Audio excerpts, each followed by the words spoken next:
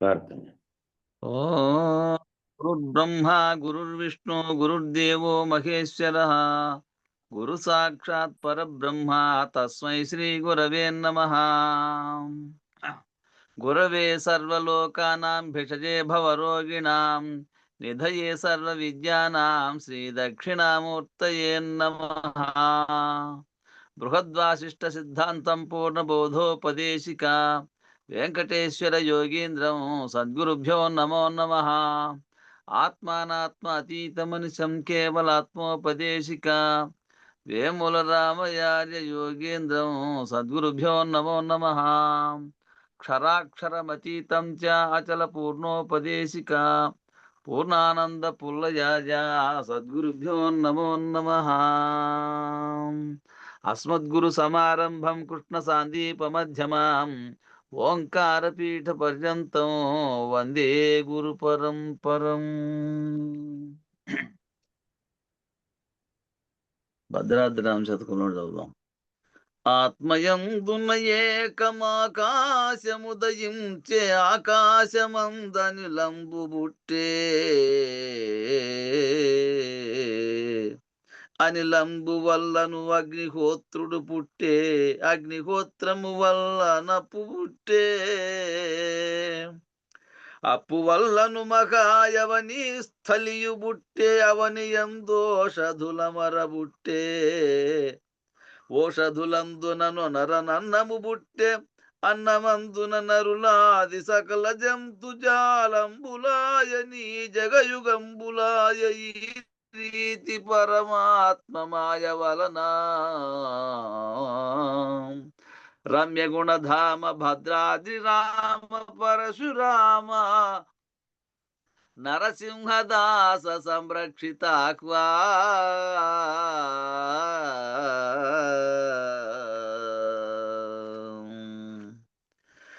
నరుడు 96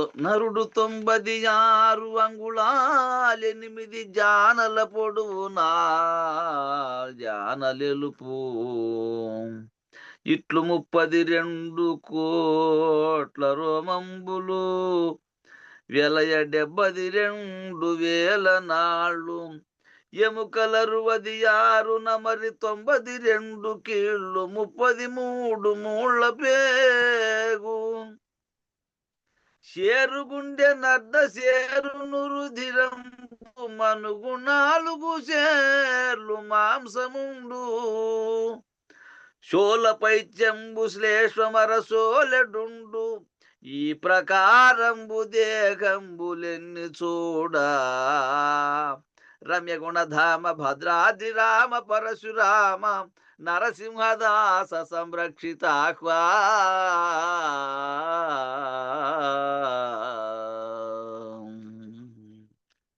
జై శ్రీ సద్గురు ప్రభు మహారాజుకు జై పూర్ణానంద పులయాజులకు మూర్త్యారులకు జై అనంత కోటి భక్త మండలికి జై జై గురు. జయ గురు.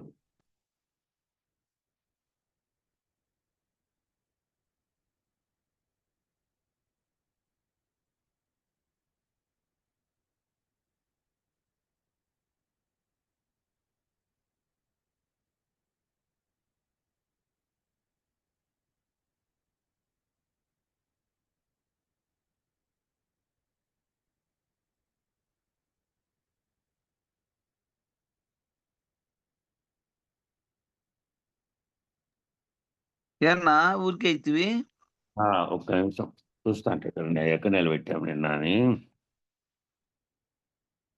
చెప్తున్నా. 55వ పేజీలో తెలుసు పుంజాదులు మసుకు అదే విశ్వం పశ్యతి కార్యకారణతయ. అలా అనంత విశ్వమంతా వ్యాప్తమైనటువంటి ఎరుక బయలునందు అనుమాత్రమై ఉన్నది, వాస్తవానికి లేనిది ఎలా లేనిదని నిరూపణ చేస్తున్నది ఇందులో అనేది నిన్న చర్చిస్తూ అక్కడికి ఆపినాము.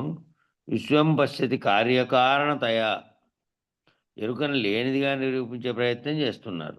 కార్యకారణ సంబంధం చేత మాత్రమే ఉన్నట్లుగా తోచేది వాస్తవానికి లేదు. కార్యకారణ సంబంధంగా మాత్రమే అది తోస్తూ ఉంది ఉన్నట్టుగా ఎరుక అనేది. ఈ అనంత విశ్వం అంతా కూడా ఒక సంబంధం నెలకొని ఉందట. ఒక సంబంధం, విశ్వానికి అంతటికీ ఒక సంబంధం అనేది నెలకొని ఉందంట. ఆ సంబంధం ఏమిటంటే కార్యకారణ సంబంధం. ఇంతకు మించి ఏమీ లేదయ్యా అన్నారు. ఏమిటదా అంటే అందులోది సైలెంట్గా ఉన్నది కార్యము, కారణము. మూడోది ఏంటంటే త్రిపుటిలో కర్త, కర్మ, క్రియ. ఈ మూడు, ఒకటి చేసేవాడు, చేసే పని, చేయబడినటువంటిది. వివేకంలో ఎప్పుడు కూడా ద్విపుడులే చెప్తారు. అంటే అర్థం ఏమిటంటే నిత్యానిత్య వస్తు వివేకము, ఆత్మానాత్మ వివేకం. నిత్యము, అనిత్యమైన రెండే చెప్తున్నారు. మూడుగా చెప్తున్నటువంటి కార్యకారణ సంబంధాలేమో మూడుతో కూడుకొని ఉన్నాయి ఇక్కడ. కర్త, కర్మ, క్రియ అనే దాంతో. నిజానికి రెండుగా చూస్తే నిత్యానిత్య వస్తు వివేకము, ఆత్మానాత్మ వివేకము, కార్యకారణ వివేకము, సత్సద్వివేకము, దృగ్దృశ్య వివేకము, ఇవన్నీ ద్విపుడులు. రెండే, రెండుకు సంబంధించినటువంటివి. త్రిపుడు అంటేనేమో మూడు పనులకు సంబంధించింది. మూడు రెండుగా చూస్తే రెండుగానే చెప్పబడతాయి. మూడో దానికి స్థానం లేదు ఇక్కడ. కానీ వాస్తవానికి ప్రపంచంలో చూస్తే ఎలా ఉందంట అంటే జ్ఞాత, జ్ఞానము, జ్ఞేయముగా కనపడుతుంది. జ్ఞాత అనేవాడు ఒకడు ఉంటే వాడు తెలుసుకుంటున్నటువంటి జ్ఞానము, జ్ఞానం చేత ఏం తెలియబడిందో అది తెలియబడినది మూడుగా చెప్పబడుతోంది. వ్యవహారాత్మకంగా చూసినప్పుడేమో మూడుగా కనపడుతోంది. వ్యవహారంగా చూస్తే మూడుగా కనపడుతోంది. ఉన్నదిగా చూస్తేనేమో రెండుగా కనపడుతోంది. దృక్కు దృశ్యం రెండే. మళ్ళీ ఇక్కడ ద్రష్ట అనేవాడుగా కార్యకారణ వ్యవహారంతో చూస్తేనేమో ఇట్లా, లేకుండా చూస్తే, అట్లా కాకుండా చూస్తే ద్విపుటిగా కనపడుతుంది. లేనిదిగా చూస్తేనేమో ఒకటి లేకుండా కూడా ఉన్నది, ఒకటి కూడా లేకుండా ఉన్నది లేనిదిగా చూస్తే. తత్వ విజ్ఞానంలో ఈ మూడు ఒకే చోటే చెప్పడం వలన గురువు యొక్క ఆవశ్యకత అత్యంత ఆవశ్యం అయిపోయింది. తత్వ విజ్ఞానంలో ఈ మూడు కూడా, ఆ త్రిపుడులు మూడు కూడా ఒక చోట చెప్పడం వల్ల, ఒకే చోటే చెప్పడం వల్ల గురువు యొక్క ఆవశ్యకత అత్యంత ఆవశ్యం అయిపోయింది. గురువు లేకుండా ఇది త్రిపుటి గురించి, ఈ మూడింటి గురించి తెలుసుకోవడము అంటే విచారణలో తెలుసుకోవడమే కాక కార్యరూపంలో తాను అనుభవరీత్యా పొందినటువంటి జ్ఞానంతో చెప్పగలుగుతాడు. కాబట్టి గురువు యొక్క అవసరం అనేది అత్యంత ఆవశ్యకత అయిపోయింది ఇక్కడ.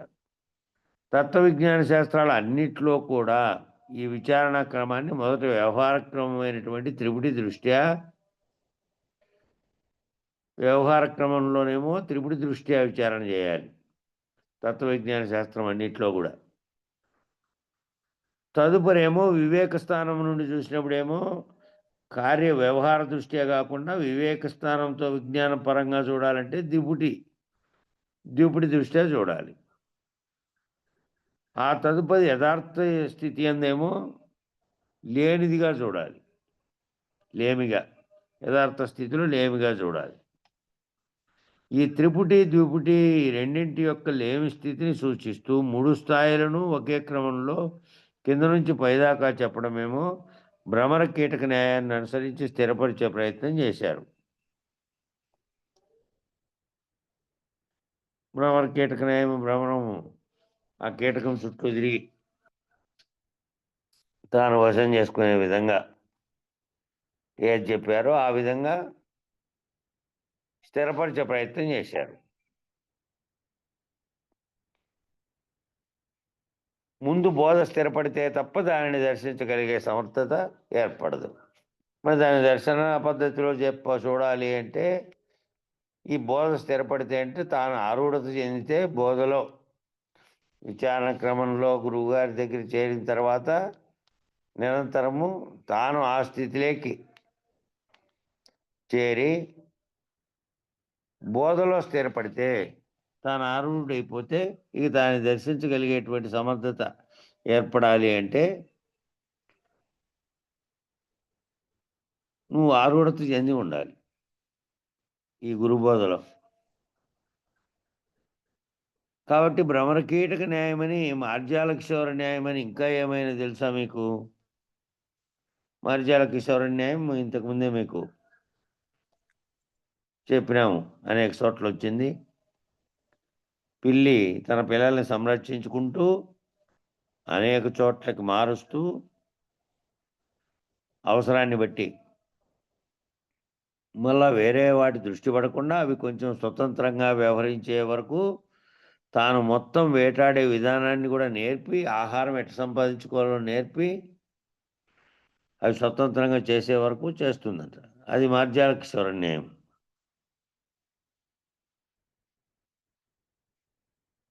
అట్లా ఇప్పుడు చెప్పినటువంటి భ్రమరకీటక న్యాయం కానీ, మార్జాల కిశోర న్యాయం కానీ ఇంకా ఏమైనా తెలుసా మీకు అని ప్రశ్న వేస్తున్నాడు. దీపో దీపాంతరస్తదా అని ఒక న్యాయం ఉందట. అని ఒక న్యాయం ఉంది అని చెప్తున్నారు. ఏమిటంటే వెలుగుచున్న దీపమే మరొక దీపమును వెలిగించగలుగుతున్నది. దీపో దీపాంతర స్తదా అనే ఒక న్యాయం ఉంటుంది. ఒక దీపం వెలిగించుకొని ఉంటే వెలిగించడానికి అవసరమైనటువంటి అగ్గిపుల్లతో మొదట ఒక దీపం వెలిగించావు. అగ్గిపుల్లతోనో దేంతోనో, పూర్వకాలం లేదు కాబట్టి పౌల్లో ఉంటే ఒక పుల్ల తీసుకొని అంటించుకొని చేసుకునేవాళ్ళు. ఈ అగ్గిపెట్టెలు పుట్టిన కాలంలో ఒక 100 ఏళ్ల క్రితం కూడా లేవు అగ్గిపెట్టెలు. ఊర్లో ఎక్కడో రాజేశ్వర చోట ఉన్నలాగా పెడితే దాంట్లో నుంచి ఆ కాలంలో ఏంటంటే అన్నీ ఇవి సత్తువి బీడువి దానిలతో తయారు చేసినటువంటి ఒక గెరిట్ లాంటిది తీసుకొని ఒక నిప్పు తీసుకొచ్చుకొని ఆ నిప్పుతో ఇంట్లో రాజేసుకునేవాళ్ళు. రోజంతా అట్లే ఉండేది. ఏం కాదు, దాంట్లో అప్పుడప్పుడు కొన్ని పొలాలు పెడతా ఉండేవాళ్ళు. అట్లా వెలిగించుకోవడానికి ఒక వస్తువు ఉన్నట్టు ఒకటి వెలిగించిన తర్వాత ఆ వెలుగుతో అనేక పనులు చేసుకున్నట్టు.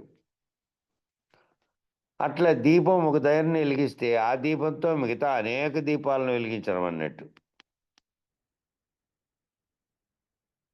అంటే ఒక గురువు నేర్చుకొని తాను గురువుగా ఉండి తాను బోధించగలిగే స్థితిలో ఉండి అన్నిటినీ మళ్ళీ అనేకమైనటువంటి తన చుట్టూ ఉన్నటువంటి దీపాలను కూడా వెలిగించి వాటిని కూడా ఆ స్థితికి తీసుకురావడం ఆరూఢత చెందడం అంటే. ఆ శిష్యుడు కూడా తాను వెలుగుతూ మళ్ళీ వెలుగును పంచగలిగే స్థితికి. అంటే వెలుగుతున్న దీపమే మరొక దీపాన్ని వెలిగిస్తుంది అనేది కూడా ఓ న్యాయం. వెలగకుండా ఉండే దీపంతో దీపాన్ని వెలిగించడానికి వీలు కాదు. ఓ దీపం వెలిగితే ఆ దీపం మరో దీపాలను అనేక దీపాలను కూడా వెలిగించగలుగుతుంది. ఎవరైతే బ్రహ్మనిష్ఠుడైనటువంటి గురువు ఉన్నాడో ఆ బ్రహ్మనిష్ఠుడైనటువంటి గురువు మాత్రమే ఆశ్రయించినటువంటి శిష్యుణ్ణి బ్రహ్మనిష్ఠలో మేల్కొల్పగలుగుతాడు. ఎవరైతే గురువు కూడా తానా స్థితిలో బ్రహ్మనిష్ఠుడై ఉన్నటువంటి గురువు అయితేనేమో, ఆ స్థితిలో ఉన్న గురువు అయితే ఆశ్రయించినటువంటి శిష్యుని బ్రహ్మనిష్టలో మేల్కొల్పగలుగుతారు. ఆశ్రయించిన శిష్యునికి అర్థమైందా లేదా, ఆఖరి స్థితి వరకు అర్థం కలగలుగుతుందా, శిష్యుని యొక్క కృషి కూడా ఉంది అందులో. గురువు కేవలం చెప్పడమే కాక శిష్యుడు కూడా తన లక్ష్యం దాని వైపు ఉంటేనే తెలుసుకోగలుగుతాడు. లేకపోతే ఎప్పుడో ఓ రోజు ఈ విచారణ అనే దాంట్లోకే రాకుండా ఎప్పుడో ఓసారి మంత్రోపదేశం తీసుకొని మళ్ళీ దాని జోలికే పోకుండా అట్లుంటే ఎన్నాళ్ళు పోయినా కూడా అర్థం కాదు. అంటే 20 ఏళ్ళు 30 ఏళ్ళు పోయినా కూడా కాదు. కాబట్టి గురువు మార్చాలట్లా అంటే శిష్యునికి లక్ష్యం ఉంటేనే మార్చగలుగుతాడు. అట్లా బ్రహ్మనిష్ఠుల్లో ఉన్నటువంటి వాడు ఆ శిష్యుని బ్రహ్మనిష్టలోనే మేల్కొల్పగలుగుతాడు. ప్రబోధానికి లక్ష్యం ఏమిటంటే మేల్కొల్పుట. ఈ ప్రబోధం అనే దానికి లక్ష్యం ఏంది అంటే మేల్కొల్పుట. ఏమిటండి ఈ మేల్కొల్పడం అంటే తెలిసిన దానిలోకి నిన్ను మేల్కొల్పుట, తెలియపరచుట. ఇది మేల్కొల్పడం అంటే. ఇంకంతకుముందు ఏదైతే తెలియదో ఆ తెలిసిన దాంట్లోకి నిన్ను మేల్కొల్పి, అంతకుముందు తెలియని పోతుంది, తెలిసిన దాంట్లోకి నువ్వు మేల్కొన్న తర్వాత దాన్ని నువ్వు భావన చెందిన తర్వాత ఆ తెలుసుకున్నటువంటి స్థితిలో ఉండడం, మేల్కొన్నటువంటి స్థితిలో నుంచి. మేల్కోవడము అంటే ఏంది అసలు అంటే నిద్రపోతున్నవాడు అంటే ఏమి, అప్పుడు ఏమి తాను తెలుసుకునే స్థితిలో లేకుండా ఉన్నటువంటి వాడు మేల్కుంటానే అంతటిని చూస్తాడా లేదా అంతటిని చూసి అన్నిటినీ తెలుసుకుంటున్నాడా జాగ్రత్త అవస్థలో. అట్లా ఈ వేదాంతంలో మేల్కొల్పడం అంటే ఏంటంటే నువ్వు అంతకుముందు ఏ స్థితిలో అన్నా ఉండని నిన్ను బ్రహ్మనిష్ఠుడుగా మార్చి నీవే ఆ బ్రహ్మవు, నీవే ఆ సకలమును సృష్టించుకున్నటువంటి వానివి, నువ్వే ఆ సంకల్పించుకుంటున్నటువంటి వానివి. నువ్వు ఏ విధంగా నీ స్వస్వరూపం ఏముందో అదంతా తెలియజెప్పి నిన్ను మేల్కొల్పడం. ప్రబోధలో మేల్కొల్పడం అంటారు దాన్ని. ప్రబోధకు లక్ష్యం ఏమిటంటే మేల్కొల్పుట. ఏమిటండి మేల్కొల్పడం అంటే తెలిసిన దానిలోకి నిన్ను మేల్కొల్పుట, తెలియపరచుట. తెలియని స్థితిలో ఏమో ప్రమత్తత ఉంటుంది. ప్రమత్తత అంటే ప్రకర్తమైనటువంటి మత్తత, అంటే మత్తుగా ఉండడం. ప్రమత్తత మత్తుగా ఉండడం. దాంట్లో నుంచి ప్రరక్తమైనటువంటి మత్తత అంటే ఎప్పటికీ మేల్కోలేనంతగా చీకట్లో ఉండడం. ఎప్పటికీ మేల్కోలేనంత మబ్బులో ఉన్నాడనుకో, అట్లాంటి స్థితిలో నుంచి మేల్కొల్పే స్థితిలోకి.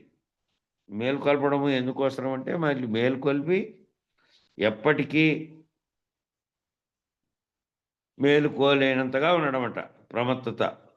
ప్రకర్తమైనటువంటి మత్తత అంటే ఆ ప్రమత్తతలో నుంచి అప్రమత్తత, దాంట్లో నుంచి నిన్ను మేల్కొల్పడం, అప్రమత్తుని చేయడం, మేల్కొల్పి తెలపడం. ఇప్పుడు మనం గాఢ నిద్రావస్థని ఎన్ని జన్మలలో అనుభవిస్తున్నాము, ఎన్ని జన్మలుగా ఆహారాన్ని భుజిస్తున్నాం. ప్రతి జన్మలోనూ చేసినది ఏంటంటే అనేక జన్మల్లో శరీరం ఏమో ఆహారాన్ని భుజిస్తుంది, శరీరాన్ని కాపాడుకోవడానికి. దాంట్లో గుర్తెరిగే చైతన్యంగా ఉన్నదేమో గాఢ నిద్రావస్థని అనుభవిస్తుంది. ఇక ప్రతి జన్మలోనూ చేసిన పని ఏంటంటే ఆహార నిద్ర భయమైనములే కదా. ఆహారము, నిద్ర, భయము, మైదనం, పునరుత్పత్తికి. ఇవే కదా చేసినది, అన్ని జన్మల్లోనూ అదే చేసినది. అంతకుమించి విశేషం ఏమీ లేదు కదా. అంతకుమించి ఏమీ చేయలేదు. ప్రతి జీవుడు అనేక కోట్లాది మంది పుడుతూ ఉన్నారు. పుట్టి ఆ పుట్టినందుకు తనకు కావలసిన ఆహారము, నిద్ర,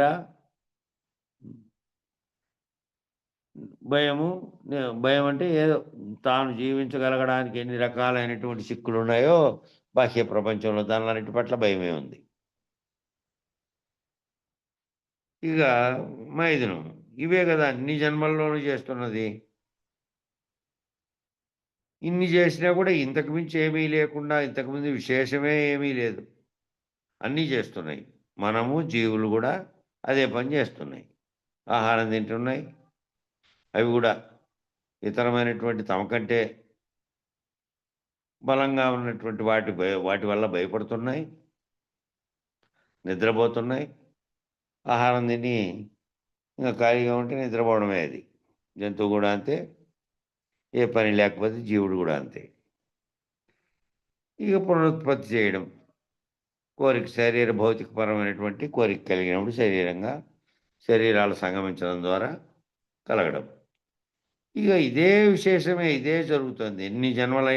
ఎన్ని జన్మలైనా కూడా ఇదే. మరి వాటి యందు ఏమైనా సంతృప్తి కలిగిందే? వాటిలో ఈ జన్మకి ఏమిటి పరమార్థం అని ఎప్పుడైనా ప్రశ్న వేసుకున్నాడా? తిన్నన్నమే తినట్లేదా? పోయిన నిద్రే పోవట్లేదా? నిద్రపోయింది నిద్ర, రోజు తిరిగి అన్నమే తింటున్నాం, నిద్రపోయిన నిద్రే మళ్ళా నిద్రపోతున్నాం. ఏమైనా కొత్తది ఉంది అందులో? ఏ పని ఏది కొత్తది లేదు. చేసిన పని చేస్తానంటారే అదే పని. రోజు అదే పనే శరీరం ఉడిగే వరకు. ఇంక ఆ పని కూడా చేయలేని స్థితిలో కూడా మంచంలో పడితే మళ్ళీ ఒకరి ఆహారాన్ని శరీరానికి అందించే స్థితి, అది నశించే వరకు. కానీ వ్యవహార సాదృశ్యంలోకి వచ్చేటప్పటికి ఆ సాదృశ్యంలో ఎలా ఉన్నాడంట అంటే ప్రతిరోజు ఏ రోజు నిద్ర ఆ రోజు కొత్తగా అనుభవిస్తున్నాడని, ప్రతిరోజు అన్నం తినేటప్పుడు ఆ రోజు అన్నం ప్రత్యేకంగా తింటున్నాడని విశేషాన్ని ఆపాదించుకొని ప్రమత్తతకు లోనవుతున్నాడు. అదొక విశేషంగా రోజు నిద్రపోతున్నప్పటికీ రోజు తాను తింటున్నాడు, రోజు నిద్రపోతున్నాడు. అయినప్పటికీ దాన్ని ఏ రోజుకి ఆ రోజు కొత్తగా చూస్తున్నాడట. ప్రతిరోజు అన్నం తినేటప్పుడు అన్నం ప్రత్యేకంగా తింటున్నాడని విశేషాన్ని తనకు ఆపాదించుకొని ఆ ప్రమత్తతకు లోనవుతున్నాడంట. ప్రమత్తత అంటే ఏమని అర్థం చెప్పారు ఇందాక? ఎప్పటికీ మేలుకోలేనంతగా, ఎప్పటికీ దాంట్లో నుంచి మేలుకోలేనంతగా ఉన్నదంట. అంత అజ్ఞానంగా. ఎంతగా లోనవుతున్నాడంటే తన స్వస్థితి మరపుకు వచ్చేటంతగా లోనవుతున్నాడు. స్వరూప జ్ఞానం మరపుకు వచ్చేటంతగా లోనవుతున్నాడంటే తను ఏమిటి, నేనెవరు, ఈ శరీరంతో తాదాత్మ్యం చేసి శరీరం ఆహారం కొరకు, మళ్ళా శరీరం నిద్రించుట కొరకు, మళ్ళీ అనేకమైనటువంటి వ్యవహారాలు చేయటం కొరకు, వీటన్నిటితో ఏం చేస్తున్నాడంటే దానితోనే తాదాత్మ్యం చెందుతున్నాడు. చేస్తున్న దాంట్లో తన ప్రమేయం లేకుండా, తాను కర్తగా ఉండకుండా వ్యవహారం చేస్తున్నప్పుడు కూడా ఎప్పటికీ కూడా తన యొక్క స్వరూప జ్ఞానాన్ని గుర్తుపెట్టుకునేవాడేమో తాను చేస్తున్నప్పటికీ కర్తగా ఉన్నాడు. దానికి అతీతంగా ఉన్నటువంటి స్థితిలో దాన్ని గుర్తెరిగి దాని భావనలోనే ఉంటాడు ఏమి వ్యవహారం చేసినప్పటికీ. కానీ అట్లా లేకుండా ఏమవుతున్నాడు? మామూలుగా తన స్వస్థితి మరపుకొచ్చేటందుగా లోనవుతున్నాడు. అంటే తన స్వరూప జ్ఞానం మర్చిపోయి మామూలుగా తానంటే తాను నామరూపాత్మకమైన శరీరం అనుకొని బాహ్య వ్యవహారంలో ప్రపంచంలో కనపడే వాళ్ళతో, చుట్టూ ఉన్న వాళ్ళతో, వాళ్ళందరితోనూ అదే విధంగా వ్యవహరిస్తున్నాడు. తన స్వరూప జ్ఞానంతో తాను బ్రహ్మనిష్ఠుడను, సర్వవ్యాప్తమైనటువంటి చైతన్యం ఒక్కటే, అనేకంగా కనపడుతున్న వాళ్ళన్నిట్లోనూ ఒక్కటే ఉన్నది అనే వ్యవహారం చేయకుండా, అనే పద్ధతిలో వ్యవహారం చేయకుండా మామూలు పద్ధతిలో వ్యవహారం చేస్తున్నాడు. తన స్వస్థితి మరుపుకొచ్చే విధంగా వ్యవహారం చేస్తున్నాడు. స్వరూప జ్ఞానం మరుపుకొచ్చేటంతగా లోనవుతున్నాడు. మరి ఈ ప్రమత్తత చేతనే జీవుడయ్యాడు. ఈ విధమైనటువంటి ప్రమత్తత అంటే ఈ విధమైనటువంటి అజ్ఞానం చేతనే నేను జీవుణ్ణి, దేవుడు వేరేగా ఉన్నాడు అనే పద్ధతిలో ఉన్నాడు. తానెవరు అని తెలుసుకుంటే తాను సర్వవ్యాప్తి చైతన్యంగా దేవుడని చెప్పబడుతున్నటువంటి, తాను పలుకుతున్నటువంటిది అది కూడా సమిష్టి చైతన్యంగా ఉన్నది, శివుడుగా ఉన్నది కూడా సమిష్టి చైతన్యంగా ఉన్నది అనేది గుర్తెరిగి ఈ రెండు చైతన్యాలు ఒకటేను అనే దాన్ని వ్యవహారంలో మర్చిపోతూ ఉన్నాడు. మర్చిపోయి జీవభావంతో ఉంటూ ప్రవర్తిస్తూ ఉన్నాడు. ఎందుకని అంటే ప్రమేయం, ప్రమాణం, ప్రమాత చూడండి అన్నిట్లోనూ శబ్దం ఉంది, ప్రకారం అనే ఉపసర్గ ఉంది, అనేది అన్నిటికీ చేర్చారు. ప్రమాణము, ప్రమాత, ప్రమేయం. ఈ మోక్ష సాధనలో ప్రవేశించాలనే జీవులన్నింటికీ కూడా ఈ ప్రమత్తతను విధించుకోవాల్సినటువంటి అవసరం ఉంది. ప్రమత్తతను విధించుకోవడం అంటే అప్రమత్తంగా ఉండడం. అప్రమత్తంగా ఉండడం అంటే అన్ని విషయాలలోనూ అజ్ఞానం స్థాయిలో నుంచి మేల్కోదలిచినటువంటి స్థాయిలో ప్రతిదాన్ని అప్రమత్తతతో అంటే జాగరూకతతో గమనిస్తున్నటువంటి స్థితి అప్రమత్తత అంటే. ప్రమత్తత అంటేనేమో అజ్ఞానంలో ఉండి బయటికి రాలేనటువంటి స్థితి. కాబట్టి ఈ ప్రమత్తతో కూడినటువంటి జీవుడికే మోక్షం అవసరం. ఈ ప్రమత్తతని వదులుకోవాల్సిన అవసరం ఉంది. దాన్ని వదులుకుంటేనే మోక్షం అనేది అవసరం. మోక్షం అనేది దాని యొక్క దృష్టి పడుతుంది. దాన్ని వదులుకోలేనప్పుడు అనేక జన్మల్లో ఆహార నిద్ర భయమైదునాలు జరుపుకుంటూ జన్మెత్తుకుంటూ వస్తున్నటువంటి వ్యవహారంతోనే ఉంటాడు ఈ జన్మలో కూడా. తన స్వరూప జ్ఞానం తెలుసుకుంటే దాన్ని దాటుకునే పరిస్థితి ఏమిటి? గురువుని ఆశ్రయించినందుకు లక్ష్యం అది కదా అని గనక లేకపోతే ఎక్కువ వ్యవహార జీవితంలో కూరుకుపోయే అవకాశం ఉంది. ఏ పని చేస్తున్నప్పటికీ నువ్వు దీంట్లో దృష్టిలో పెట్టుకొని దీని భావంతో ఉంటే క్రమక్రమంగా మార్పు జరుగుతుంది. కాబట్టి ఈ ప్రమత్తతో కూడిన జీవునికే ఆ మోక్షం అనేది అవసరం. ఎవరైతే ఈ బంధంలో ఉన్నా నేను అని అనుకునేటువంటి చీకట్లో ఉన్నారే వాళ్ళకే అవసరం అది. వాళ్ళు దాంట్లో నుంచి బయటపడితేనే మోక్షం అని ఏదైతే తాము భావిస్తున్నారో అది దాని గురించి తెలుసుకోవడానికి. కాబట్టి బంధం ఏమిటయ్యా అంటే ఏ స్థాయికి సంబంధించిన ప్రమత్తత అయినా బంధమే. ఏ స్థాయిలో దాని మీద బంధం పెట్టుకున్నా కూడా ఈ 4 అష్టతనువుల్లో ఏ స్థాయికి సంబంధించిన ప్రమత్తత అయినా సరే అది బంధహేతువే అంటున్నాడు. 4 తనువులుగా చెప్పినటువంటి స్థూల సూక్ష్మ కారణ మహాకారణ అనేటువంటి 4 ఈ జీవుడికి ఉన్నటువంటి 4 అవస్థలుగా ఉన్నటువంటి 4 ఈశ్వరుడికి ఉన్నటువంటివి కూడా అవే. అక్కడ కూడా స్థూల సూక్ష్మ కారణ మహాకారణం ఉంది. స్థూలంగా కనపడేదేమో సర్వ జగత్తుగా బాహ్యంగా కనపడుతున్నటువంటి మన శరీరం ఏ విధంగా కనపడుతోందో అట్లా విశ్వమంతటికి కలిగినటువంటి పంచభూతాత్మకమైనటువంటి బ్రహ్మాండం అంతా ఉంది స్థూలంగా. సూక్ష్మంగా అక్కడ సూక్ష్మ స్థితిలో ఉన్నటువంటి హిరణ్య గర్భుడు ఉన్నాడు. ఆ సూక్ష్మ స్థితిలో నుంచి కారణ స్థితిలో ఉన్నటువంటి ఇక్కడేమో ప్రాజ్ఞుడు ఉన్నాడు, అక్కడ అవ్యాకృతుడు ఉన్నాడు. వ్యాప్తం చెందకుండా ఉన్నటువంటి వ్యాప్తం లేనటువంటి స్థితిలో ఉన్నటువంటిది మనం గాఢ నిద్రలో ఉంటే ప్రాజ్ఞుడు అన్నారు.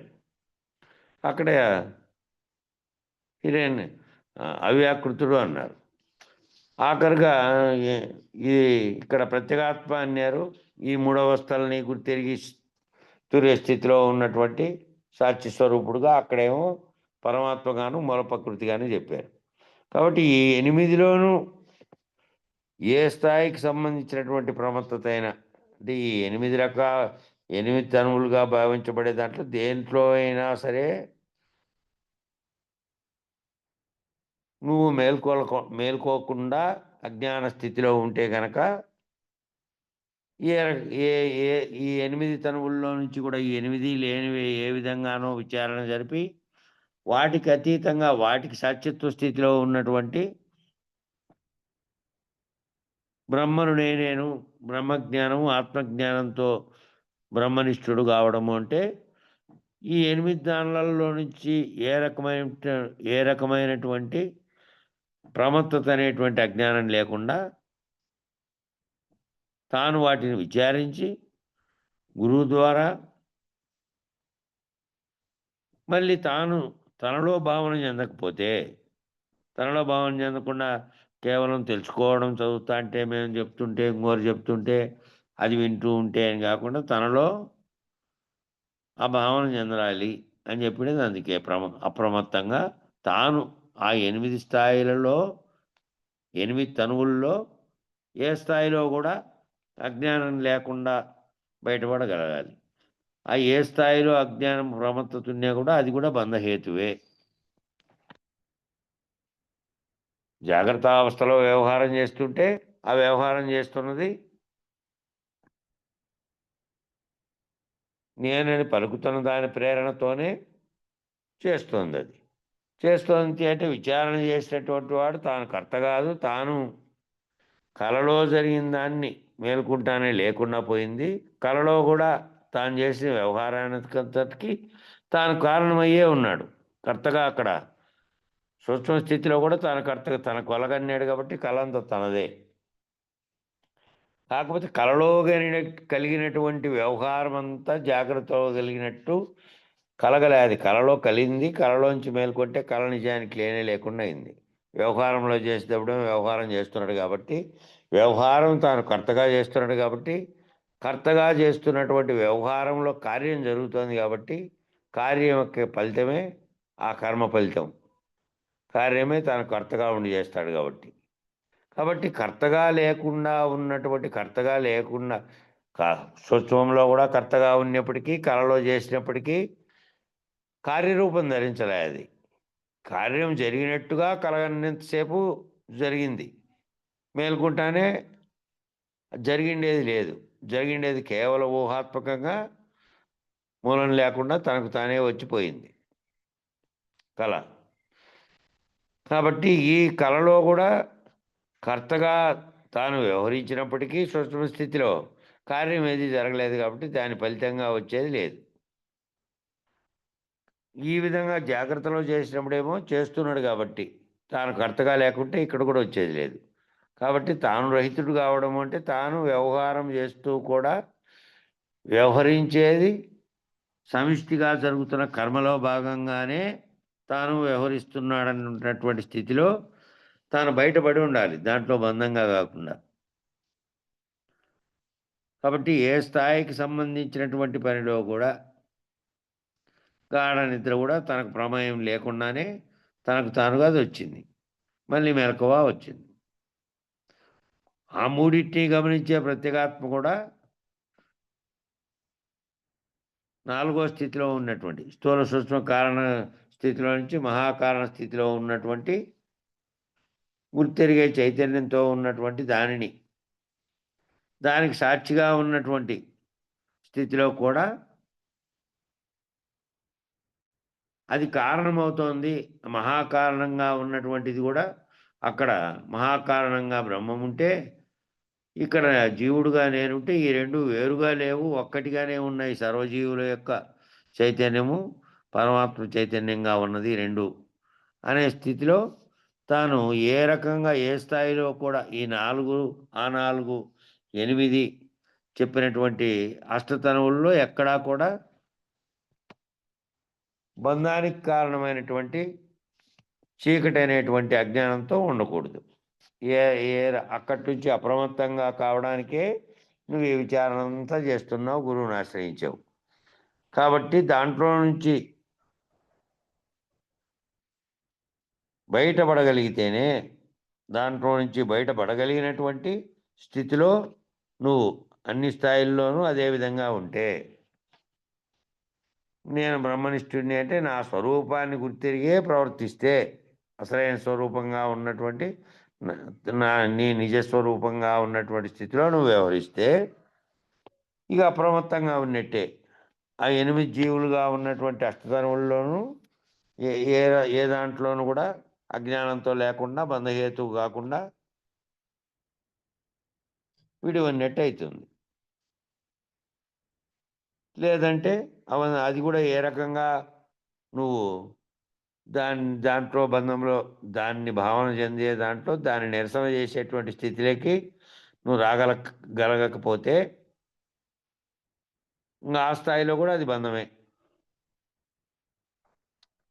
అద్వైతంగా చెప్పబడే దాంట్లో నిష్ణాతులై అన్నీ చెప్పుకుంటూ, పురాణ విషయాలు కూడా చెప్పుకుంటూ, అనేకమైనటువంటి నేర్చుకున్నటువంటి పద్య రచన లేకపోతే ఇతరత్రా ఉన్నటువంటి తన భావాలతో తాను నిరంతరము దాన్ని గుర్తెరిగింటే దాన్నే చెప్పుకుంటూ దాంట్లో నుంచి బయటపడేది అనేది లేకుండా, నల్జర్ల పళ్ళు అయ్యేవారు కదా, ఉపదేశం తీసుకొని నిరంతరము మనం చెప్పబోతే మనం చెప్పే కంటే ముందే ఆయనలో ఆల్రెడీ ఫిక్స్ అయి ఉన్నటువంటి భావాలతో మొదలెత్తాడనమాట. కాబట్టి తాను స్వరూప స్థితిలో ఎక్కడికి చేరుకున్నాడో తను ఏమిటో అక్కడికి పోయిన తర్వాత దాంట్లో నుంచి బయటపడగలగాలి. ఆ దాంట్లో నుంచి కూడా నేను బ్రహ్మమును, నేనే అని అద్వైతంలో చెప్పబడినటువంటి నేనే బ్రహ్మమును, సకల కనపడుతున్నటువంటి సర్వ సృష్టితో సహా సర్వము కూడా మిథ్యే ఇది ఒకప్పుడు ఉంటుంది, ఒకప్పుడు లేకుండా పోతుంది, నాశనము అనేటువంటి లక్షణాన్ని కలిగి ఉంది ఇది అనేది తెలిసినప్పటికీ, తానే బ్రహ్మం అనే స్థితిలో ఉన్నానని తెలిసినప్పటికీ, అదే కారణ వస్తువుగా ఉన్నది దాంట్లోంచినే దాన్ని పోగొట్టుకుంటే తప్ప విత్తనం నశించి మళ్ళీ కారణమైనటువంటి జన్మకు కారణమైనటువంటి అఖండ ఎరుక కూడా నశించాలి అనే లక్ష్యంతో లేకుండా అక్కడే మళ్ళీ అక్కడ అజ్ఞానం చెందిన ఏ స్థితిలో అజ్ఞానం అనేది ఎందుకు అన్నారంటే అట్లే బ్రహ్మం నేను అనే స్థితిలో కూడా అప్రమత్తుడు కాకపోతే ప్రమత్తతతో ఉంటే దాంట్లో నుంచి దాటుకోలేడు. ఇంకా దాంట్లో నుంచి కూడా దాటుకోగలిగి ఉండేవాడు అప్రమత్తంగా ఉండేవాడు అన్నట్టు. దాంట్లో కూడా చీకటి లేకుండా, దాంట్లో కూడా అజ్ఞానం లేకుండా దాటుకొని ఏది కారణం కాదో, దేనికి ఏది ఎప్పటికీ నశించకుండా ఉందో దాని స్థితి లేకపోతే ఈ ఎనిమిది తనువులు అనేవి లేవు. నేనని అనేది లేదు, ఉన్నాననేది లేదు. ఎప్పటికీ ఏదైతే ఉన్నదో దాని స్థితిలో నువ్వు ఉంటావు. అంటే నువ్వు ఏ రకమైనటువంటి కదలికలతోనూ, కల్పనలతోనూ, సంకల్పాలతోనూ లేనటువంటి స్థితిలో ఉన్నావు, ఆ స్థితికి చేరుకున్నావు అని. కాబట్టి మోక్షం అంటే ఏమిటంటే అష్టతను నిరసన చేసినట్లయితే, అఖండ ఎరుక నిరసన జరిగినట్లయితే, అఖండ ఎరుకగా ఉన్నది కూడా నిరసన కాకపోతే, అఖండ ఎరుక స్థాయిలో నిలబడిపోయి ఇక అవన్నీ నాకు తెలుసుననే పద్ధతిలో అవి తెలుసు అవి చెప్పుకుంటూ ఉంటే ఇంకా ఎప్పుడు విడిచిపెడుతుంది అది? ఆ ప్రమత్తత అని చెప్పిండేది అన్ని రకాలుగా 8 దానిలోనూ చెప్పారు. కాబట్టి అష్టతను నిరసన చేసి అఖండ ఎరుక నిరసన జరిగినట్లయితే, అఖండ ఎరుకగా ఉన్నది కూడా నీవుగా భావిస్తేనే నీవు బ్రహ్మమైనవు. అఖండ ఎరుక అంటే బ్రహ్మాండానికి అంతటా ఉన్నటువంటి చైతన్య స్థితిలోనే నువ్వు కూడా ఉండి వ్యవహరిస్తున్నావు. నువ్వు దానిని గుర్తెరిగిన తర్వాత నేను శరీరాన్ని, నేను జీవుణ్ణి అనేది మరిచి నేనే బ్రహ్మమును అనేది తెలుసుకున్న తర్వాత ఈ ప్రమత్తతలో నుంచి, అంటే ఈ అజ్ఞాన దశలో నుంచి విజ్ఞాన దశలోకి పోయి నువ్వు నేను బ్రహ్మమును అన్నావు. అది సృష్టికి కారణమైనది. అది కూడా లేనిది ఏదైతే ఉందో అది తిరిగి రానటువంటి ముక్తి అని గురువు గారి ద్వారా తెలుసుకున్న తర్వాత అప్రమత్తత చెంది దాంట్లో నుంచి బయటపడినటువంటి స్థితిలో నువ్వు పరిపూర్ణం ఎరిగిన వానివిగా, అశరీరుడుగా, శరీరం ఉన్నప్పటికీ దాంట్లో భావన చెందేటువంటి స్థితిలో లేకుండా మూలం లేని గుర్తెరిగే ఎరుక లేనటువంటి స్థితిలో ఉంటావు. మరి ఎరుక నిరసన ఎట్లా జరగాలంటున్నాడు? అఖండ ఎరుక నిరసన కూడా జరగాలి. అఖండ ఎరుక అనేదే నేను అని పలుకుతున్నది, అంతటా ఉన్నది. ఆ ఎరుక అనేది అన్ని జీవుల్లోనూ ఉంది కాబట్టి ఆయా స్థాయిల్లో ఉంది. కాకపోతే నువ్వు మానవుడిగా ఉన్నటువంటి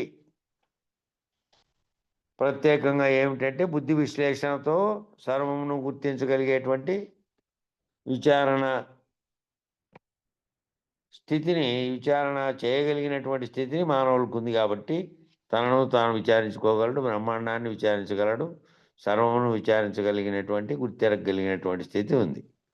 ఆ స్థితి ఏదైతే దాంతో తెలుసుకున్నావో ఆ స్థితిలో నుంచి కూడా లేకుండా అయితే, ఆ స్థితిలో నుంచి దాటుకునేదైతే అష్టతను నిరసన చేసి అఖండ ఎరుక నిరసన జరిగితే అప్పుడు ఆ ప్రమత్తత ఏదైతే నువ్వు ఇన్నాళ్ళు చీకటిగా ఉండి ఆ స్థితిలో కూడా ఆ అష్టతనువుల్లో అన్నిట్లోనూ చిక్కుకొని ఉన్నావో దాంట్లో నుంచి విడిపడి సత్యాన్ని గ్రహించాలట. ఏమిది? ఆ సత్యాన్ని నేను సత్యమైనటువంటి పరశివతత్వమే సర్వకాలం సర్వత్రా ములుగుచ్చ సందులేక వ్యాపించి ఉన్నది, దాన్ని కూడా మీరినటువంటిది. అఖండ ఎరుకను కూడా దాటినటువంటిది. అఖండ ఎరుకగా ఉన్నదే సర్వ ప్రపంచానికి సృష్టికి కారణమైంది, సర్వజీవుల సృష్టికి కారణమైంది, వాటి వ్యవహార పరిణామాలకు కూడా కారణమైంది, మళ్ళీ అవన్నీ లయం కావడానికి కూడా కారణమైంది. కాబట్టి ఆ అఖండ ఎరుక నిరసన కూడా జరిగి దాటుకుంటే ఏమి సత్యము, ఏది సత్యమైనటువంటిది అంటే పరశివతత్వము. శివతత్వంగా ఉన్నదేమో సర్వజగత్తుగా ఉన్నది, సర్వజగత్ చైతన్యంగా ఉన్నది, అఖండ ఎరుగ్గా ఉంది,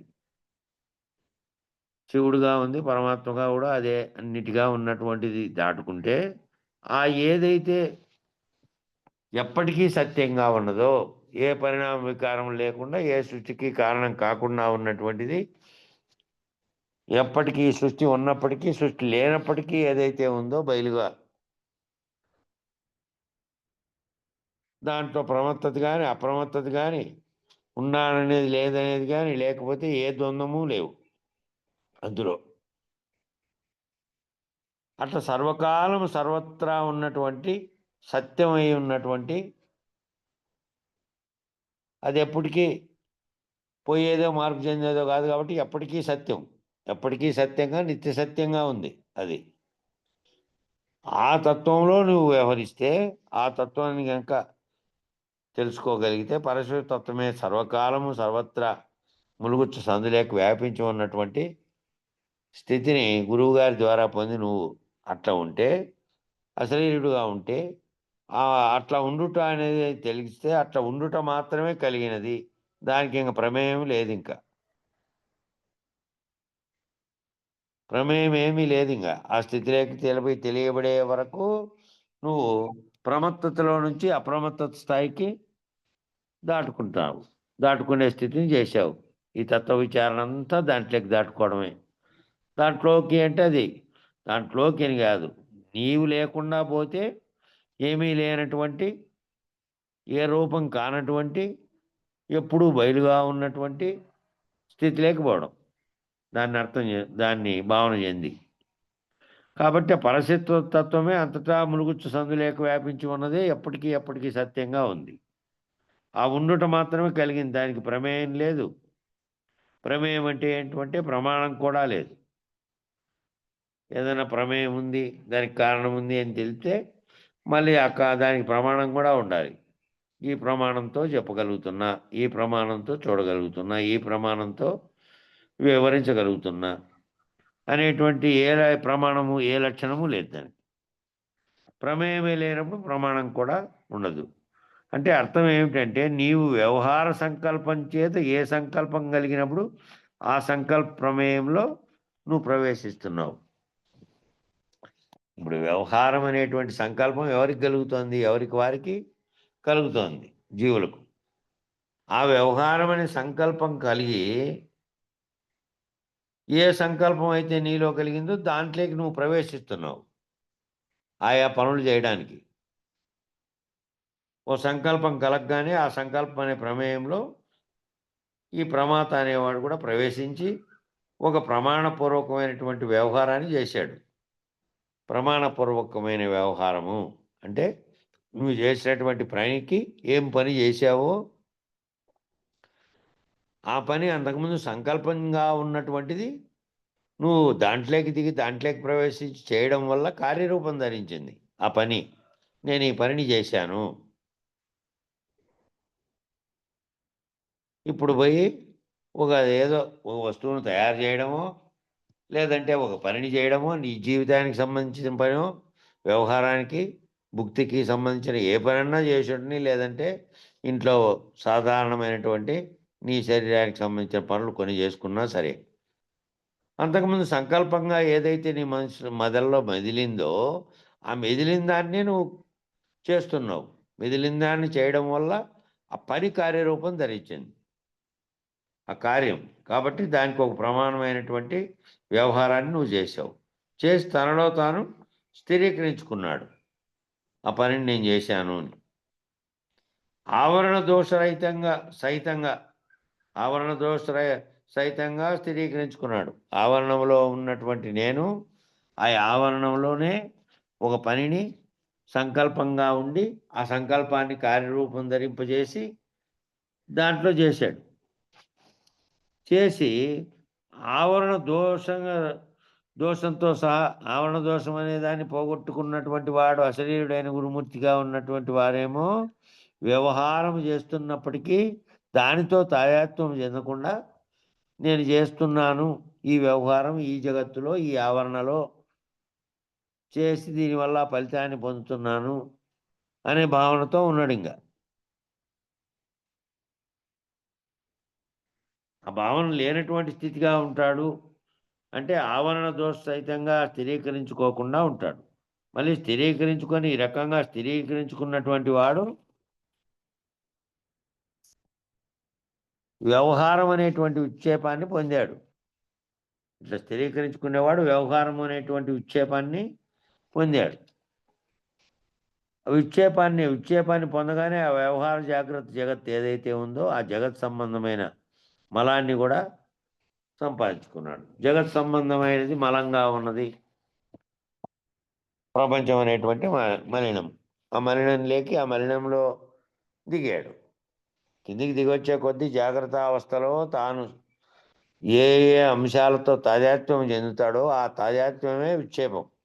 అనేకమైనటువంటి సంకల్పాలు మనసులో కలుగుతూ ఉంటే వాటి వైపు పోయి ఆ వ్యవహారం లేకి తాదాత్మ్యం చెందితే ఆ వ్యవహారం చేస్తున్నటువంటి జాగ్రత్త ఏదైతే ఉందో జాగ్రత్త అవస్థలో అది జగత్ సంబంధమైనటువంటి వ్యవహారంగా నువ్వు ప్రవర్తిస్తున్నావు కాబట్టి దాంట్లో చేసినప్పుడు దాని యొక్క మలాన్ని కూడా సంపాదించుకున్నట్టే దాని దోషం చేత ఆవరణ దోషం చేత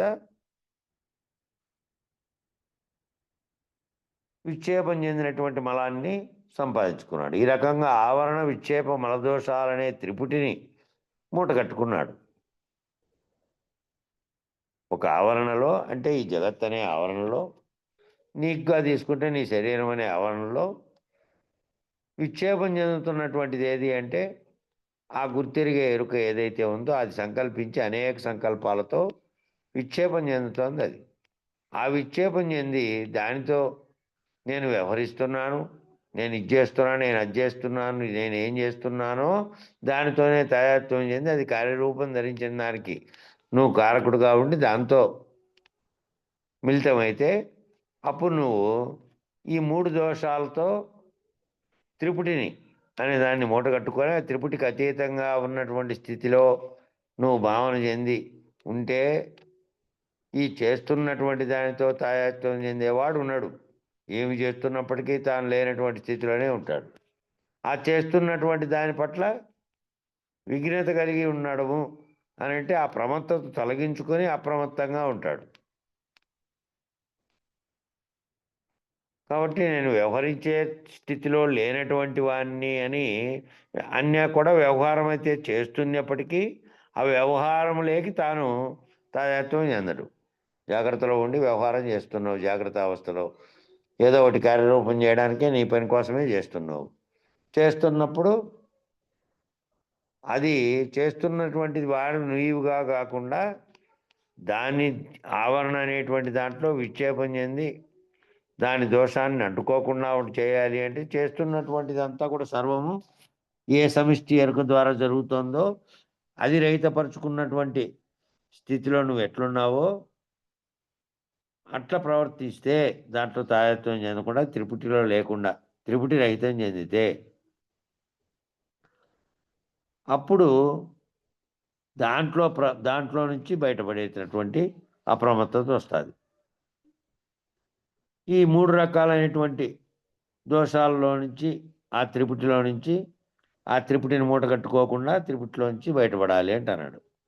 ఏమిటది అంటే జ్ఞానము, జ్ఞేయము, జ్ఞాత, ప్రమేయము, ప్రమాణము, ప్రమాత, ఆవరణ, విక్షేపం, మలం. ఇవి 3 త్రిపుటులు త్రిగుణాత్మకమైనటువంటి అంతర్లీనంగా ఉన్న త్రిపుటితో పనిచేస్తున్నాయి. 3 గుణాలతో కూడి అంతర్లీనంగా నీలో ఉన్నటువంటి ఓ త్రిపుటి ఉంటే దాంతోనే పనిచేస్తున్నాయి. ఎరుక లేకుండా ఏ పనిని చేయలేవు. గుర్తెరిగే దాంతోనే సర్వమును గుర్తెరిగి సర్వమును సంకల్పించి సర్వము నిర్ణయించి దాంతోనే ఆ ఏ జ్ఞానం అయితే ఉందో ఆ జ్ఞానంతో చేస్తున్నాం. ఎవరు చేస్తున్నాడంటే జ్ఞాతగా చేస్తున్నాడు. జ్ఞాత అనేవాడు ఇక్కడ చేస్తున్నటువంటి వాడే జ్ఞాత. జ్ఞానంతో చేస్తున్నాడు. చేస్తే పొందినటువంటి తెలియబడినటువంటి విషయమే జ్ఞేయం అయింది. అక్కడ అట్లా మూడుగా చెప్పబడినటువంటి ప్రమేయము ఒక కారణము, ప్రమాణం అంటే ఆ కారణానికి కలిగినటువంటి దాంతో చేయగలిగినటువంటి ఏ ప్రమాణం అయితే ఉందో లక్షణము, ఆ లక్షణము ప్రమాత చేసేవాడు. ఆ ప్రమేయం ఎవరికి కలిగిందో, ఏ ప్రమాణం చేత తాను చేస్తున్నాడో వాడు ప్రమాత, జ్ఞాతలాగా. పైన చెప్పినటువంటి త్రిపుట్లోనేమో జ్ఞాత, ఇక్కడేమో ప్రమాత. ఎందుకంటే ప్రమేయం తాను కల్పించుకొనే చేస్తున్నాడు. దేన్ని చేస్తున్నాడంటే ప్రమాణ వస్తువైనటువంటి ఒక కార్యాన్ని. అంటే ఆవరణ విక్షేప మలం అనేటిది ఆవరణగా ఉండి ఆవరణలో విక్షేపం చెంది దానితో తాయత్వం చెందితే అది మలినం చెందినట్టు. ఈ మూడు త్రిపుటులు త్రిగుణాత్మకమైనటువంటి అంతర్లీనంగా ఉన్న త్రిపుటితో పనిచేస్తున్నాయి. ఈ మూడు రకాల త్రిపుట్లు కూడా మనలో లోపల ఉన్నటువంటి అంతర్లీనంగా ఉన్నటువంటి దానితో త్రిపుటితో పనిచేస్తూ ఉన్నాయి. కాబట్టి త్రిపుటి రహితము అనే దాన్ని హృదయగంధి విడవటము అని కూడా చెప్పారు. హృదయం అంటే ఏంటంటే గుండెగా చూపించుకుంటున్నటువంటిది కాకుండా ఎక్కడైతే ఈ సర్వ సంకల్పాలు కలిగి దానికి కారణ వస్తువుగా ఉన్నటువంటిది ఎక్కడ కలుగుతోందో ఆ కలుగుతున్నటువంటి త్రిపుటే హృదయంగా భావించాలి. త్రిపుటి రహితం అంటేనే హృదయ గ్రంథి విడవటం అని కూడా పేర్కొన్నారు వేరే చోట. కాబట్టి ఈ త్రిపుటితో పనిచేస్తున్న ఈ మూడింటిలో త్రిగుణాత్మకమైనటువంటి త్రిపుటి ఉంది కాబట్టి అంతర్లీనంగా ఉంటే అంటే ఒక సంకల్పం జరగాలి. అసలు సంకల్పమే లేకముందు ఏముంది? సంకల్పం కలగకపోతే ఏముంది అంటే అవ్యక్తం ఉంది. సంకల్పం లేని స్థితిలో ఉన్నటువంటి వానికి వ్యక్తమైన తర్వాతనే కదా సంకల్పాలు కలుగుతున్నది. నీ గాఢ నిద్రలో సంకల్పాలు కలుగుతున్నాయా? సంకల్పాలు కలగట్లే. మేల్కొన్న వెంటనే కనబడే జగత్తుతో దృశ్యంతో తాయత్వం చెందిన వెంటనే బయటికి సంబంధించినవైనా నీకు సంబంధించినవైనా లోపల ఉన్నటువంటి వెంటనే కార్యాలు చేయగలిగినటువంటివి, చేయాల్సినవి. ఒకవేళ ఏ పని లేకపోయినా సరే, ఏ పని లేకపోయినా కూడా వచ్చేటువంటి ఏవైతే నీలో కల్పనలు జరుగుతున్నాయో సంకల్ప రూపంలో దానికి సంబంధించిందైనా సరే అంతా గుర్తులేకి వస్తుంది. సంకల్పాలు మళ్ళీ ఇంకా కలగడం అనేది మనసు యొక్క వ్యవహారం ఏమిటి అంటే నిరంతర కదలికలతో సంకల్పించడం. సంకల్పమే లేకపోతే అసలు సంకల్పమే లేకముందు ఏముంది? సంకల్పం కలగడానికి ముందు అవ్యక్తం ఉంది. అవ్యక్తంగా ఉన్నప్పుడు ప్రపంచం ఉందనే భావన, ప్రపంచంలో జీవులు లేకపోతే పరమాత్మ ఏ ఒక్కటి లేదు, సృష్టి లేదు. సృష్టి లేనటువంటి బయలు ఉత్త బయలుగా ఉంది, ఒట్టి బయలుగా ఉంది, ఉత్త బట్ట బయలుగా ఉంది, ఏదీ లేనటువంటిది. బ్రహ్మణోర్ అవ్యక్త అవ్యక్తాన్ మహత్తు మహతో మహదంకార మహదంకారో ఆకాశ ఆకాశాద్ వాయువు వాయురోరగ్ని అగ్నియోరాప అపయోర్ పృథ్వీ పృథ్వీయోర్ అన్నం అన్నయోర్ జీవ. ఇది క్రమసృష్టి. ఇది సంస్కృతంలో ఉంటే దీన్ని తెలుగులోకి అనువదించడం కోసమే భద్రాద్రి రామశతకం అనే దాన్ని ఆయన పరశురామ నరసింహదాస్ గారు మనకు అందించారు. ఈరోజు మీనాక్షి నాయుడు ప్రార్థన అయిపోయిన తర్వాత చెప్పాడు. ఏది? ఆ బృహద్వాసిష్టం. ఇది భద్రాద్రి రామశతకంలోడితే శరీరంలో ఏముందో భౌతికమైనటువంటి వస్తువులని ఏమేమి ఉన్నాయో రక్త మాంసాదులతో సహా అది చెప్పాడు. ఇది కూడా ఉంది. ఇది ఎట్లా ఫస్ట్ ఆత్మయందున ఆకాశం ఉదయించి అనేది చెప్పింటే బాగుండేది. ఈరోజు అంశం అదే. కాబట్టి ఈ బ్రహ్మణ్యో అవ్యక్త అంటే వ్యక్తం కాకుండా ఉన్నప్పుడు అవ్యక్తంగా ఉన్నటువంటి బ్రహ్మంలో ఏ సంకల్పాలు లేవు.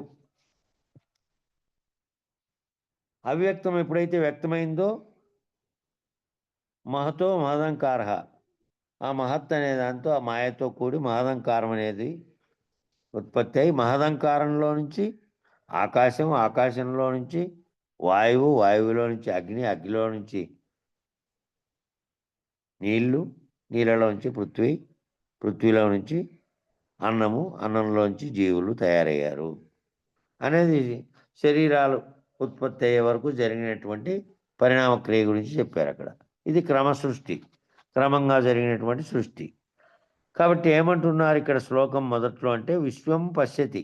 ఎక్కడి నుంచి చెబుతున్నాడు ఇప్పుడు అంటే బ్రహ్మణోర్ అవ్యక్త అంటే బ్రహ్మం అవ్యక్తానికి ముందున్నటువంటి బ్రహ్మీభూత స్థితిలో, వ్యక్తం కాకుండా ఇంకా సృష్టి మొదలు కాకుండా ఉన్నప్పుడు పరబ్రహ్మ స్థితి ఉంది, బ్రహ్మం స్థితి లేదు. కాబట్టి అంతకుముందు ఉన్నటువంటి స్థితిలో బ్రహ్మం అనేటువంటి స్థితిలో ఆ బ్రహ్మనిష్ఠుడు విశ్వం పశ్యతి, విడిగా ఉండి విలక్షణంగా ఉండి సాక్షిగా ఉండి చూశాడు ఈ దృశ్యాన్ని. ఈ దృశ్యం అంతటిని ఎక్కడిగా దృశ్యంతో తాదాత్మ్యం చెందకుండా చూసినటువంటి స్థితిలో బ్రహ్మం అనే సాక్షి స్థితిలో ఉండి ఈ విశ్వం అనే దాన్ని విడిగా ఉండి విలక్షణంగా ఉండి సాక్షిగా ఉండి చూశాడు. సర్వసాక్షి స్థితిలో ఉండి చూశాడు, పరమాత్మ స్థితిలో ఉండి చూశాడట. చూస్తే ఏం తోచిందంటే అంతా కార్యకారణ సంబంధమే తప్ప ఇంకేం కనపడలేదు. అంతా కార్యము కారణము, కారణం ఉంటేనే కార్యం, కారణం లేకుండా కార్యం లేదు. ఈ కార్యకారణాలు రెండుకి కావలసినటువంటి సంకల్పం ఎక్కడ పుడుతుంది? సమిష్టిలో బ్రహ్మంగా పుడుతుంటే సమిష్టి కార్యాలన్నీ జరపడానికి ప్రపంచం అనేది నిత్యనూతనంగా నిత్యంగా ఎప్పుడు ఈ వ్యవహారం అంతా చేయడానికి జరుగుతున్నటువంటి సంకల్పాన్ని అఖండ ఎరుగ్గా ఉన్నటువంటి బ్రహ్మం చేస్తూ ఉంటే, జీవుడుగా నీవు కింద ఉన్నటువంటి జీవభావంతో ఉన్నటువంటి నీ సర్వక్రియలకు కారణమైనటువంటి కారణం ఎక్కడ జరుగుతోంది నీకు కూడా అంటే నీ సంకల్పంలో జరుగుతోంది. దీనికి కారణం కాబట్టి సర్వసాక్షిత్వ స్థితిలో ఉండి చూశాడట. చూస్తే ఏం దోచింది? అంతా కార్యకారణ సంబంధమే తప్ప ఇంకేం కనపడలేదు. ఎందుకని అంటే ఈ ప్రమాతకి ప్రమేయం కలగగానే ప్రమాణ స్ఫురణ కలిగింది. ఈ ప్రమాత అనేవాడు అంటే ఏదైతే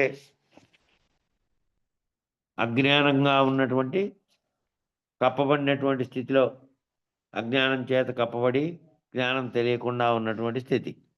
జ్ఞానం అనేది ఎప్పటికీ ఉన్నప్పటికీ తనలో కూడా అజ్ఞానంగా ఉన్నటువంటి వానిలో కూడా ఉన్నప్పటికీ వాడు మేల్కోకపోవడం వల్ల, వాడు తెలుసుకోకపోవడం వల్ల ఆ స్థితిలో ఉన్నాడు. ఆ స్థితిలో ఉన్నటువంటి వానికి, ఆ ప్రమాతగా ఉన్నటువంటి వానికి ప్రమేయం ఎప్పుడైతే కలిగిందో కలగ్గానే ఏమైంది? ఓ ప్రమేయం అంటే ఏదైతే నీలో చేయాలనేటువంటి లక్ష్యమో కోరికో కలిగిందో అదే ప్రమేయం. ప్రమేయం కలగ్గానే ఏమైంది? ప్రమాణ స్ఫురణ కలిగింది. ప్రమాణం అంటే ఇది ఇట్లా చేస్తే ఇట్లా అవుతుంది అనేటువంటి ఓ ప్రమాణం. సంకల్ప రూపంలో ఉన్నది కార్యరూపంగా చేస్తే ఇదిగో ఇట్లా అవుతుంది అనేటువంటి ప్రమాణం నీలో కలిగింది. ఆ సంకల్ప స్థితి రాగానే ఓంకార బిందువు వ్యక్తం కాగానే సర్వ సృష్టికి బీజం పడిపోయింది. అక్కడ ఆ అఖండ ఎరుగ్గా ఉన్న దాంట్లో కలిగింది ఇదంతా.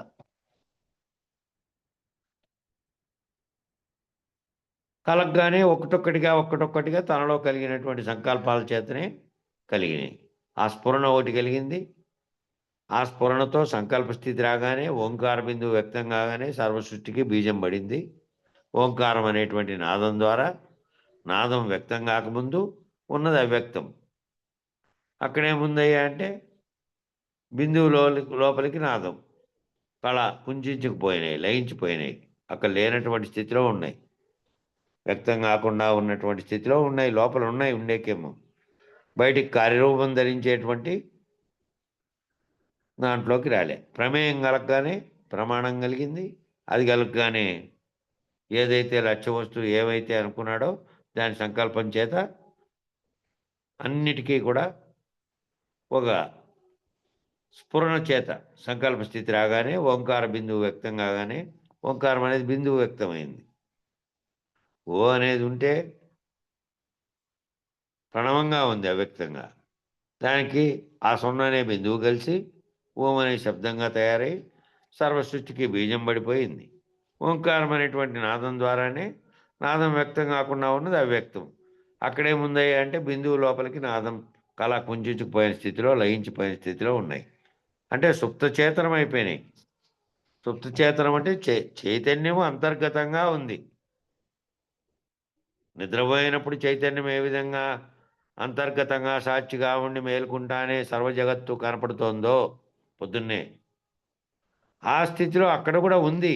ఆ ఉన్నటువంటి స్థితిలో, లయించిపోయిన స్థితిలో, వ్యక్తం కాకుండా ఉన్న స్థితిలో ఉంది.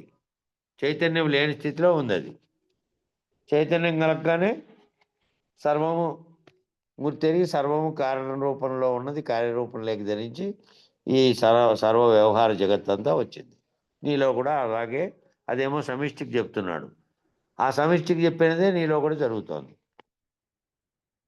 వ్యక్తం కాలేదా, వ్యక్తంలో లేదా, అసలు లేవా అంటే మొత్తంగా నువ్వు లేనప్పటికీ, గాఢ నిద్రావస్థలో నువ్వు లేనప్పటికీ మళ్ళీ ఎక్కడుంది అంటే ఆ గుర్తెరిగేది ఉంది. గుర్తెరిగేది సుప్త చేతనావస్థ అని ఇందాక చెప్పేది. ఇంగ్లీష్లో చెప్పాలంటే సస్పెన్షన్. సస్పెన్షన్ అంటే తాత్కాలిక తొలగింపు. మొత్తం లేకుండా చేయడం అంటే పూర్తిగా రద్దు చేసినటువంటి తొలగింపు. ఆ సుప్త చేతనావస్థలో నిద్రా స్థితిలో నీకు కూడా ఉంది చైతన్యం. బ్రహ్మాండంలో చైతన్యము సుప్త చేతనావస్థలో ఎట్లా ఉండి అవ్యక్తంగా ఉండి మళ్ళా వ్యక్తమైందో, వ్యక్తమైన తర్వాత సర్వకారణ జగత్తు కార్యరూపం ధరించిందో అది నీలోనూ ఉన్నటువంటి దాంట్లో ఉంది. కాబట్టి ఏ బిందు స్థానం నుండి చైతన్యం వ్యక్తీకరించబడిందో, ఏ బిందు స్థానంలో చైతన్యం అనేది బయటికి వ్యక్తం కాకుండా అంతకుముందు అవ్యక్తంగా ఉండి వ్యక్తమైందో, వ్యక్తీకరించబడిందో దానికి సంకల్పం అని పేరు. ఏదైతే మొట్టమొదట కలిగిందో దానికి సంకల్పం అని పేరు. ఏ చైతన్యం అయితే బిందువునందు లయించబడిన స్థితిలో ఉన్నదో దానికేమో నిర్వికల్పం అని పేరు. బిందువునందు లయించబడి వ్యక్తం కాకుండా ఏదైతే ఉందో అది నిర్వికల్పం అని పేరు. ఇక్కడ సంకల్పించేది లేదు, నిర్వికల్పంగా ఉంది. ఉండేకి మొత్తం పోతే ఇంకేమీ లేదు. చెప్పేది ఉండేది లేనటువంటి బయలుస్థితిలో ఉంటుంది. నిర్వికల్పంగా ఉంది అంటే సంకల్పాలు చేయకుండా ఉంది అంతే. నిద్రలో నీవు ఎట్ట సంకల్పాలు చేయకుండా ఉన్నావో మళ్ళీ వ్యక్తం కాగానే మేల్కుంటానే ఎట్ట చేస్తావో అన్నీ ఆ స్థితిలో ఉంది. దానికి నిర్వికల్పం అని పేరు. ఏ బిందువు అయితే లేకుండా పోయిందో, ఏ బిందువు అయితే మళ్ళీ ఆ స్థితిలో నుంచి కూడా లేకుండా పోయిందో, శూన్యమైపోయిందో దానికి శూన్యమైన పేరు. మొత్తం లేకుండా పోయినటువంటి వ్యక్తావ్యక్తములు కానటువంటి స్థితిలోకి ఏదైతే పోయిందో అంతా ఉన్నప్పటికీ శూన్య స్థితిలో ఉంది. నీకు సంకల్పము లేదు, కార్యరూపం ధరించేది లేదు, ఆవరణ విక్షేపం వంటి దోషాలు లేవు, దాంట్లోకి వ్యక్తమయ్యేటువంటి స్థితి లేదు. ఆ స్థితిలోకి పోయింది. సమయం దాటిపోయింది, వాటికి చెప్పుకుందాం. మళ్ళీ స్థితి భేదాన్ని సూచిస్తున్నారు. ఎప్పటి వరకు ఈ స్థితులు చెప్పారో ఈ శ్లోకంలో విశ్వం పరిస్థితి అనేది ఎలా కనపడిందో, మళ్ళా నాదబిందు కళల సమాహారమైనటువంటి విశ్వం అంతా కూడా ఏమైందో, ఆ అవ్యక్తంలో ఎట్లా లీనమైందో అదంతా కిందికి వస్తే ఉంది. రేపు దాని గురించి చర్చ పెట్టుకుందాం. సమయం సరిపోయింది. మంగళం చెప్పండి. ధీర సతత నిర్వికార నిర్మల నిర్విచార నిత్య నిరాకార శరీరా సార విహీన సంసార విదూరాయవకార నిర్విషయ ప్రచార నిరాకార మంగళము మంగళము సద్గురుదేవా మంగళము మంగళము పుట్టి గిట్టకాయున్న ఎట్టి ద్వయరహితమైనట్టి ద్వాదశ వస్తు గుట్టు దయబుట్టి అట్టే శిరమున చేయి బెట్టి జన్మము కడా ముట్ట ఎరుకను వీడగొట్టిన ప్రభురాయా మంగళము మంగళము కాలము నొక్కాలీలా నిలచియుండి చాలా కలజరు కాల కవలయ్యే వేళ మూలములేని గుర్తెరిగే శరీరము ఏ కాలము లేదన్నా కీలు తెలిపిన తండ్రి మంగళము మంగళము. ఎన్నాడేమియునుగాకున్న బయలందు ఎరుకాయున్నదన్న మాట సున్నా పరిపూర్ణం ఉన్నది స్వప్నమందెన్నో దోచిన రీతి ఎన్నడు జగము లేదన్న సద్గురు రాజా మంగళము మంగళము. సాటి లేని కృపతోటి బయలును చూపి పాటి ఎరుకను గోట మీటి ధరమేటి కోటి లింగయ్యకు ఈ సూటి ఎరిగించిన దిటులేనే సూరి కోటేశ్వర ప్రభు మంగళము మంగళము. శ్రీ పుల్లయార్య మంగళము మంగళము. మంగళం గురుదేవాయ మహనీయ గుణాత్మనే సర్వలోక శరణ్యాయ సాధురూపాయ మంగళం.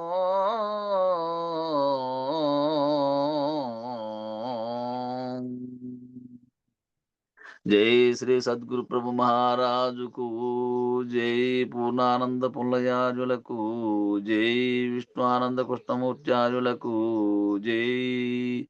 అనంతకోటి భక్త మండలికి జై. జై గురుదేవ.